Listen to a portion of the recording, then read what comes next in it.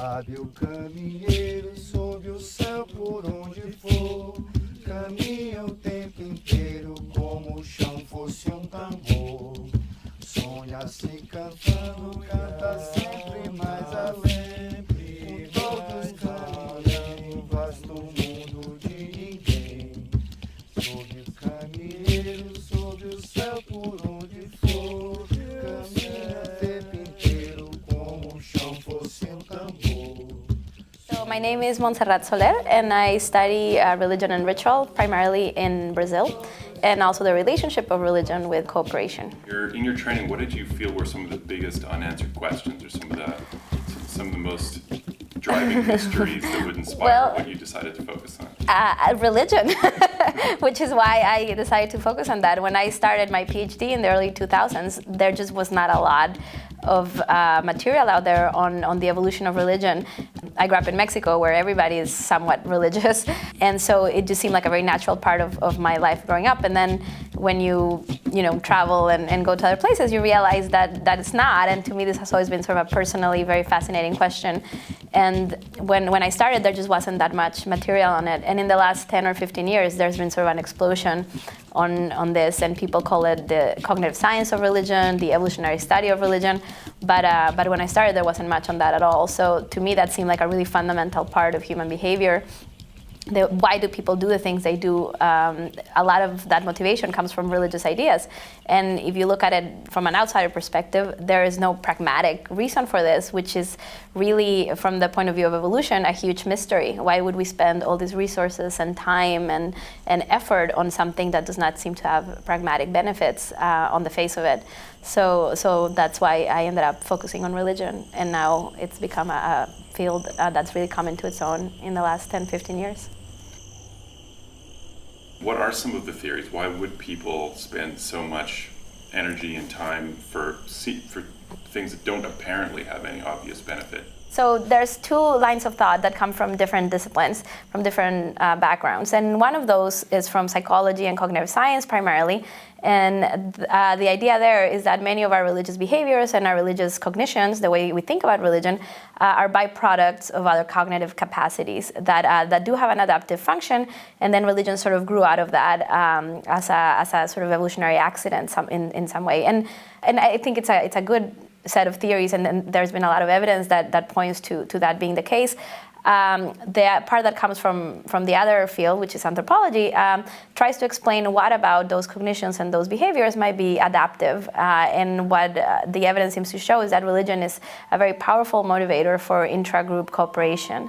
So cooperation within groups, and at the same time, it seems to also promote more effective competition with other groups, which seems to be a really important part of human evolution. We probably evolved in groups that competed with each other. So there's two sides to that story, and the relationship between religion and cooperation, that's the area that I've worked most closely with. That part of my research I've done in Brazil, in the northeast of Brazil, in a city called Salvador da Bahia, which is primarily, it's considered the center of Afro-Brazilian culture, because I was the main port of entry for the slave trade for many centuries. So today, one of the things that makes it unique is that it has a very high concentration of people who practice one of the many variants of Afro-Brazilian religion, and it's a particularly famous one called Candomblé, which is related to other religions of the African diaspora in different parts of Latin America, particularly the Caribbean, like Santeria in Cuba or Voodoo in Haiti. The Brazilian version, Candomblé specifically, is organized in independent religious homes or communities called terreiros. So each of these communities is a membership of people, of followers of a specific leader, either a woman or a man, and they help each other in many different ways. It's this community centers of sort, and because many people come from low-income situations, it can be a really important source of support. So part of my research was looking at how religion and religious commitment promotes willingness to cooperate with other people in one's community, and what are some of the mechanisms that prevent people from simply joining a group to get the benefits of membership, the benefits of social support, without sort of paying the costs that make the group sustain itself, that allow it to remain active and functional. So did you have any hypotheses going in about what you would find, or expectations? Yes, so the idea that people do costly things, that's one of the most salient aspects of religion, is the dramatic rituals that people engage in. And sometimes these rituals seem very wasteful and very unnecessary from an outsider's perspective, because people put so much effort and time, and sometimes they don't have the resources to do this, but they still do it. So the question is why? And this presents a real puzzle. Why would people do all of this? And one of the theories that come from this comes from costly signaling theory, the idea that people do this because it's a way of communicating to others that you are committed to this particular group, that you are willing to pay those costs, and it's a cost that can be sustained through somebody's time in a community, through their membership. So you're constantly displaying your willingness to be part of that community. And that allows people to trust you and to cooperate with you, and prevents people who are not committed from coming in and exploiting the resources of other people. And so is the theory that this develops at a genetic basis, or is this sort of a culturally learned behavior that's then adopted down the line? People don't necessarily know why they're adopting it, but they just follow others' lead, essentially. Right. Well, it's interesting because there is a whole literature that comes from the social sciences that does not come from evolutionary theory, that talks about the same sort of behaviors, like conspicuous consumption, buying very expensive things that are costly because they have a social value and you can communicate something through them.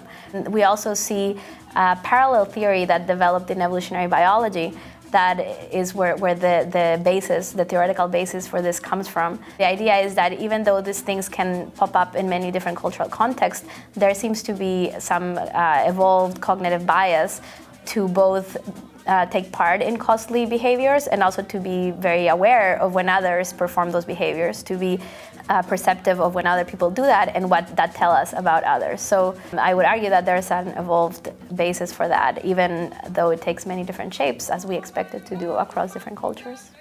So the argument there is a culturally evolved aspect, but there's also a degree to which genetically humans apparently are predisposed to being sensitive or to find certain particular things especially salient. Yes. That are related to this particular phenomenon. Yeah, absolutely. And that's something that I've become more interested in the last few years, this sort of receiver psychology aspect of what aspects of our cognition are evolved there because we pay attention to what happens around us, and what sort of signals are more salient to individuals, and what sort of signals are ignored.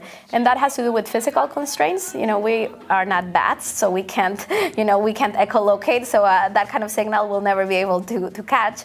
But there seem to be certain signals that we're really aware of, and some of them are very simple, like, for example, the color red is something that we pay attention to, and that seems to have very deep evolutionary roots, because red is a color that in nature is associated with all sorts of different displays in animals, and with all sorts of different fruits, for example, because it attracts pollinators and things of that nature.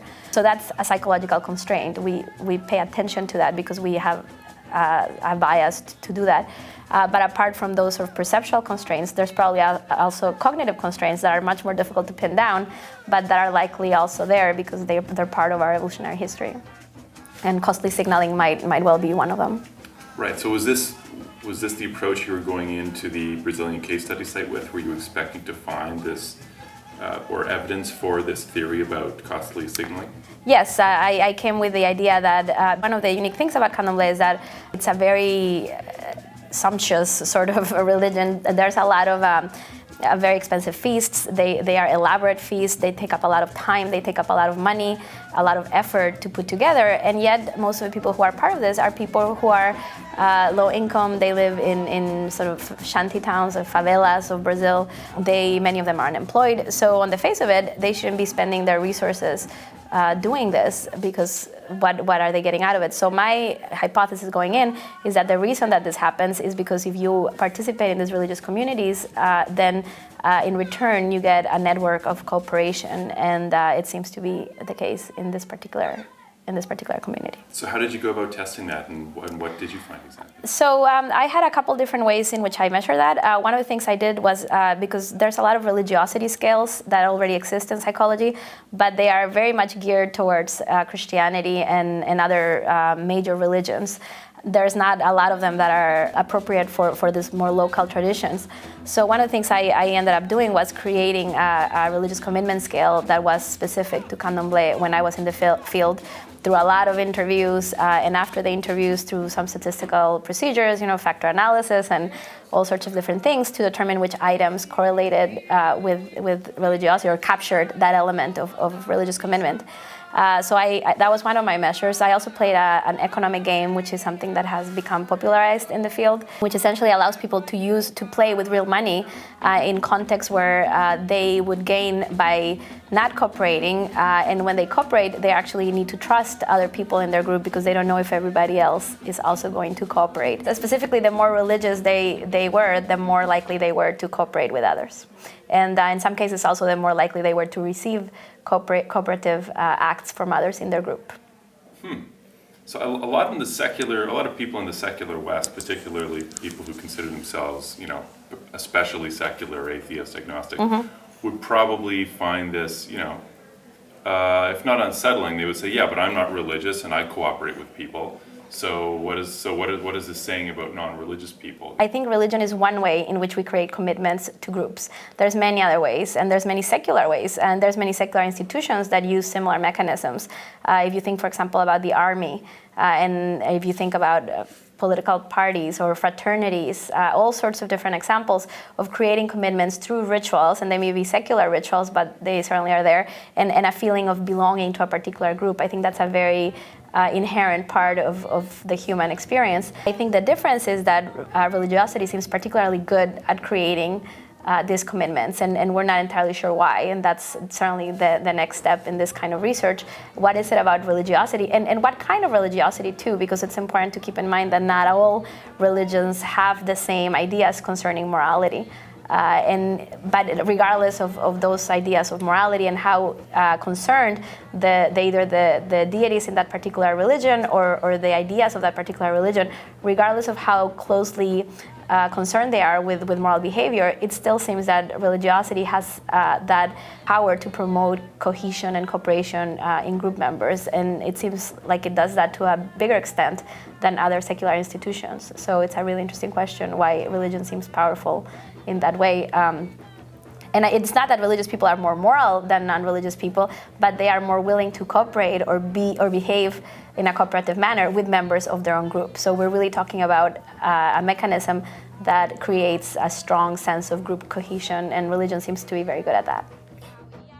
So no, I don't think religion is going anywhere. I think what does happen, and again, I think this is where evolution can help us understand human behavior, is that when things get rough, when we're in a situation of uncertainty or danger, that seems to be a context in which religious ideas flourish particularly well. And that might have evolutionary implications or explanations attached to that. So part of the reason that people have argued we don't see high levels of religion in many secular countries is that there are secular institutions that seem to do some of the jobs that religion does in places where those institutions are weak or they don't exist. So that might be why in some parts of the world religiosity seems to have declined. But I think as long as we have the human brains that we do, we're still going to see not just religion, but a much broader set of behaviors and beliefs that in the West we like to put outside of religion, but in many other parts of the world are not necessarily distinguished from what we think of as religious beliefs. As a person who studies religion, what is your operationalized concept of what religion is? What counts as religion? What doesn't? That's a very good question and a very tough question. I don't think there is a good definition of religion. People have tried, but it's a very fuzzy sort of category. And I think in the West, we tend to compartmentalize not just religion, but many other institutions, which in other parts of the world are not so clear-cut. So when we talk about religion, we're talking about a very broad suite of behaviors and cognitions and beliefs that we use in many other contexts, except in the West, we don't tend to call those religion, and in other parts of the world, they might be called religion.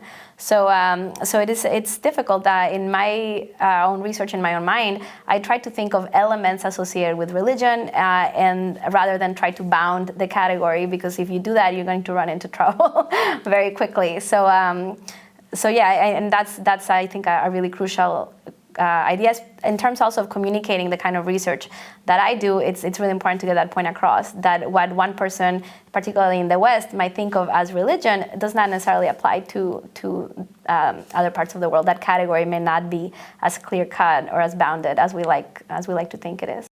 Do any examples come to mind? One thing that comes to mind is health. In the group of people that I work with, there's a lot of rituals that are aimed at improving health, and a lot of times and health in a very broad sense. So this can be specific ailments, but it can also be more general, sort of psychosomatic illnesses or symptoms like headaches or stomach aches or backaches that don't seem to have a very specific explanation. And that's all bound in the context of supernatural explanations and supernatural solutions to these particular problems. Like in the West, we don't tend to do that, but we go to the psychologist or the therapist because we feel a little off, and maybe if we talk about it and then if we breathe and do some meditation exercises, we'll be fine. And we self-medicate with mind-altering substances that in other parts of the world are perfectly legitimate ways in a religious context of making somebody feel better. So that's one example of where categories of medicine and self-help and secular, spiritual, religion, it's not very clear where one begins and when one ends. Do you think that the academic silo or box that's called religious Yes. studies in the West is more an artifact of just how the West has thought about religion historically? Oh. What you're studying is more... I mean, this is certainly not my idea. This has something that, particularly in anthropology, has been around for many years. The idea that religion is an analytical category created by the West and by Western scholars, like many other scholarly categories. And I think that's certainly true, and it's something that people who are more science-based should take to heart and think about very carefully when they're looking at this kind of research. On the other hand, I think, unfortunately, what that has meant for a lot of cultural anthropology is simply moving away from this kind of research that is systematic and that tries to find general explanations. And so it has been the attitude has been, well, it's very difficult to define, it's an analytical construct, so therefore let's simply not attempt to find an explanation for this. And I think that's a mistake as well. I think that it's important to recognize that those are constructed categories, but I think there's also something real there that can be investigated scientifically and cross-culturally, and it can tell us a lot of very interesting things about human behavior and human evolution.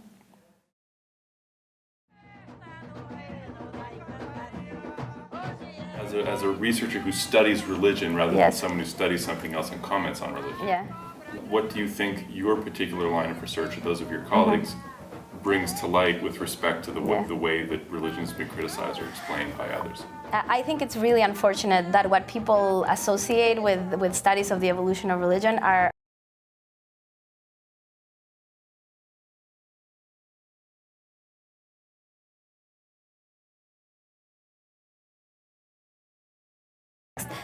that has very little to do with what most people are actually researching. Most people who are doing the research are interested in explanations in why do people do this and what are some of the adaptive mechanisms behind this. So in my view, it seems like that kind of presentation cherry picks things that serve a political view, and that really misses a lot of the really interesting parts of religion that really tell us a lot about human evolution and human behavior. And partly is, I think, the fault of academics, because there should be more communication with the public about the kind of research that we do in ways that represents it more accurately, rather than letting that be hijacked a little bit by political ideologies that are not so much about presenting research, but about activism against religiosity. Which, I mean, sure, religion, there's a lot of things about religion that end up in negative consequences, but that is true of absolutely every other human institution. So I think that's an important thing to keep in mind.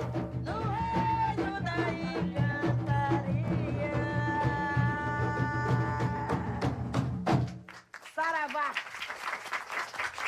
para as 7 linhas. Saravá para Xangô, para todos os santos que estão aqui no toque.